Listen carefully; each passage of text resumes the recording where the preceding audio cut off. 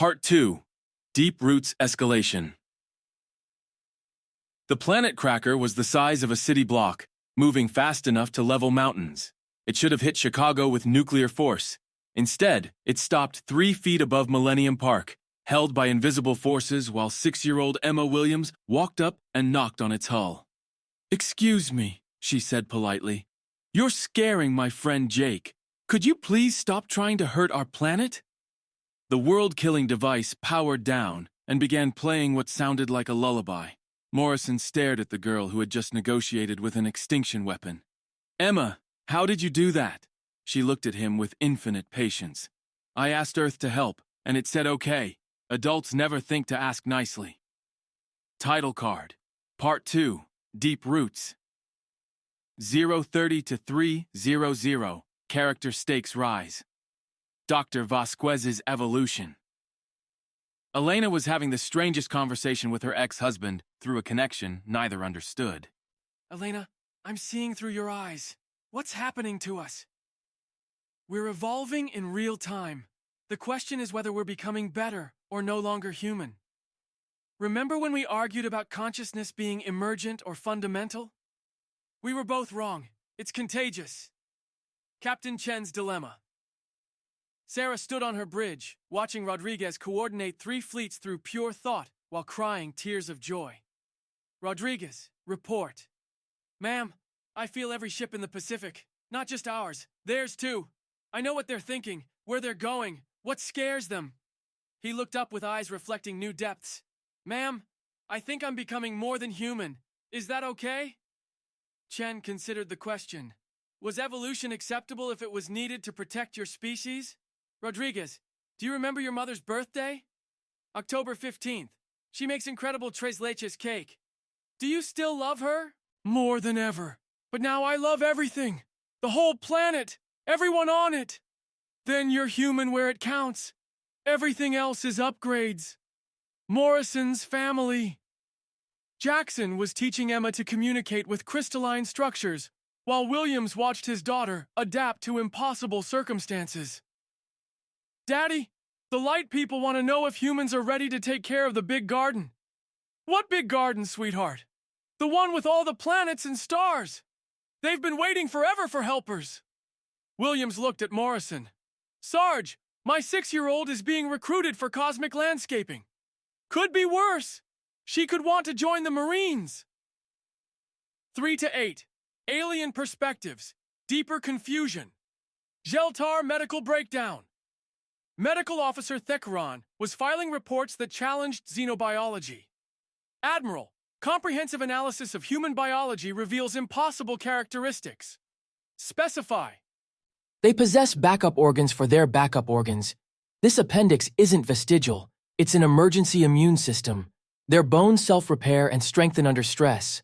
What evolutionary pressure creates such redundancy? Continue. They deliberately expose themselves to pathogens to strengthen immunity. They call it vaccination and treat it as routine medical care. They're intentionally evolving their immune systems. Anything else? Admiral, they consume bacterial cultures for pleasure. They call it yogurt and claim it improves health. Kethvar's compound eyes reflected growing unease. Alien botanical horror. Commander Zethral's science team was analyzing Earth's flora with mounting terror. "Admiral, this planet's plant life is actively hostile to most galactic species." Examples? "These roses produce chemical warfare compounds in their defensive systems. Poison ivy causes severe chemical burns through skin contact.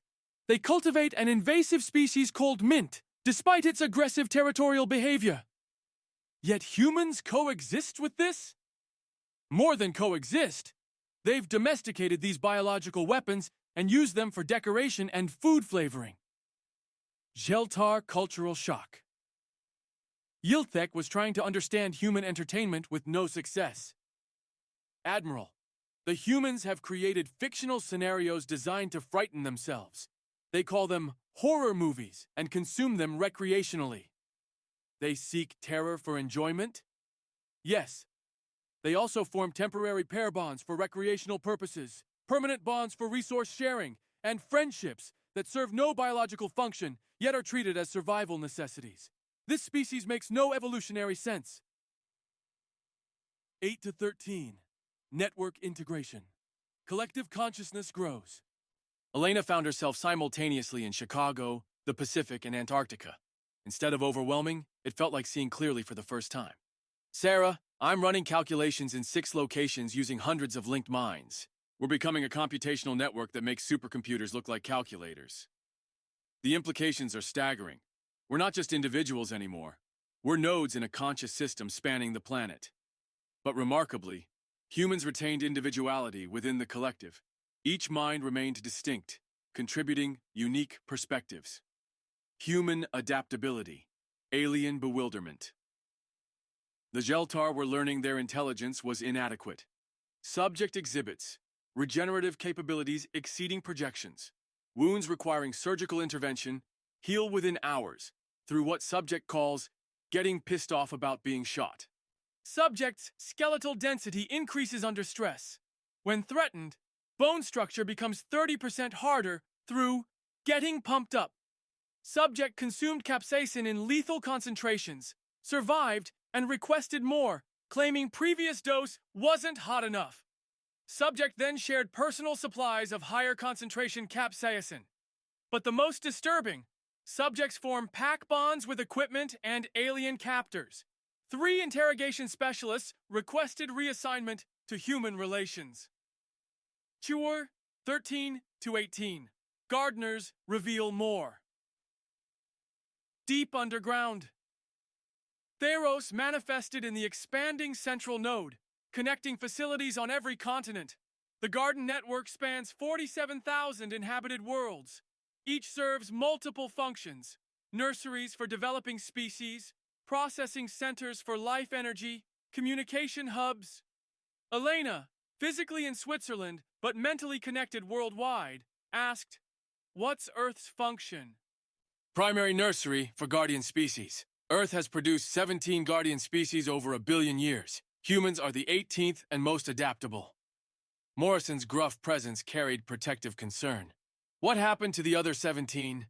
They graduated, achieved full integration, and took responsibility for other nursery worlds. Some became watchers observing for threats. Others became builders creating new worlds. Still others became healers repairing damaged systems. And humans? Humans appear capable of all functions and more. You're the first species we've encountered that can simultaneously create and destroy, nurture and fight, cooperate and compete as needed. Geltar diplomatic crisis. Chen was having an impossible conversation with Admiral Kethavar. Admiral, your forces are experiencing philosophical complications because extended human contact is changing their worldview.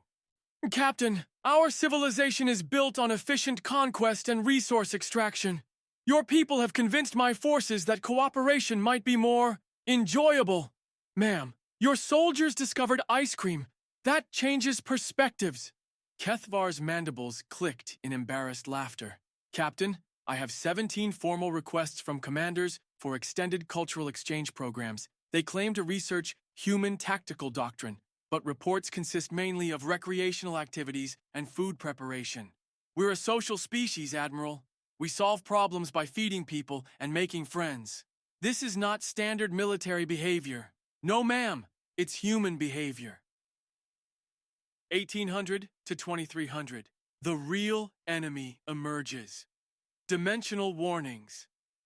Human integration with the Garden Network revealed hidden problems. Theros, these energy readings aren't natural degradation.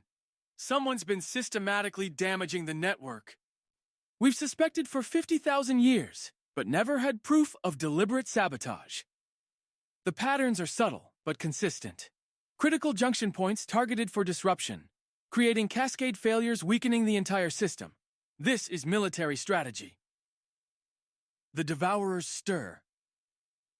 Chen detected them first through Pacific Fleet sensors. Contact bearing 090, range impossible. They're not coming from anywhere. They're emerging from nowhere.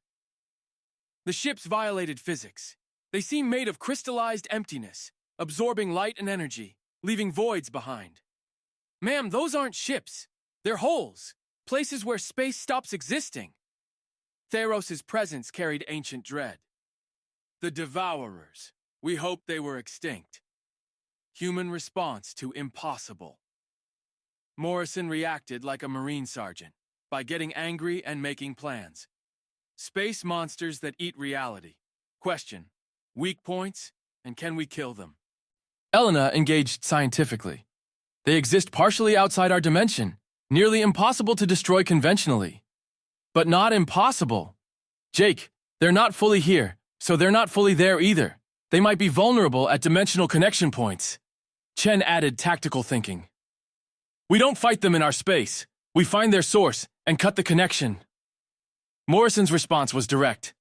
Outstanding. How do we get there, and what do we hit? 23 to 27. Alliance formation. Geltar choice.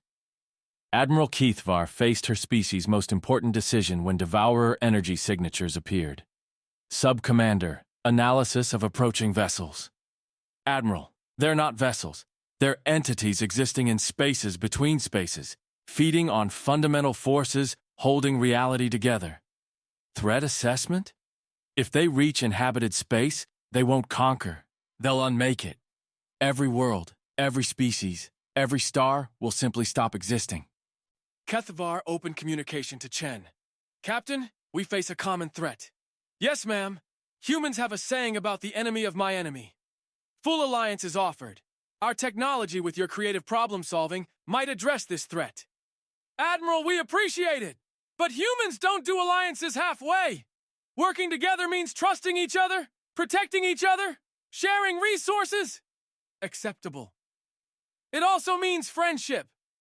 My people will want to introduce yours to pizza and baseball and teach your kids video games. Keithvar's mandibles clicked. Captain, my species could benefit from learning to play. 27 to 28. Cliffhanger, real war begins. Emma stood in Millennium Park, holding Morrison's hand, watching reality ripple as the Devourer fleet approached. Mr. Morrison, the light people are scared. What scares them, sweetheart? The dark people. They eat light and make things stop being. Morrison looked at the girl who stopped planet crackers by asking nicely, Emma, could you ask them to stop eating reality? She considered gravely. I don't think they understand asking. They're too hungry to listen. Theros manifested beside them, dimmer than before. She's correct. The Devourers have been trapped outside their natural dimension for eons. They consume reality desperately, trying to tear passages back where they belong. So they're not evil, Emma said with child clarity. They're just lost and scared and hungry. Yes, child, but their hunger could destroy the galaxy before we help them. Morrison felt cosmic responsibility settling on his shoulders. A week ago, he worried about urban training. Now he was tasked with saving reality. All right then, he said, words that would become humanity's motto. Let's figure out how to help some lost space monsters get home before they accidentally eat the universe. Above them, Devourer scouts reached Earth's atmosphere, and the real battle for reality began.